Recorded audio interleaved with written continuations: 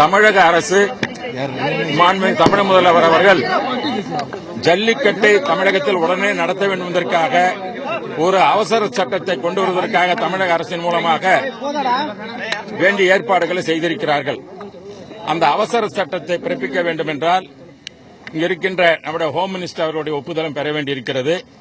ஆகவே நம்முடைய ராஜ்நாத் சிங் அவர்களுடைய மினிஸ்ட்ரிக்கு அமைச்சரவைக்கு அனுப்பப்பட்டிருக்கிறது. அதை உடனடியாக பரிசீலனை செய்து தமிழக அரசு அவசர சட்டம் பிறப்பித்து ஜல்லிக்கட்டை தமிழகத்தில் உடனடியாக நடத்துவதற்கு வேண்டிய ஆயத்த பணிகளை செய்ய வேண்டும் என்பதை நம்முடைய உள்நாட்டுத்துறை அமைச்சர் அவர்களை சந்தித்து இப்பொழுது வேண்டுகோள் வைத்திருக்கிறோம்.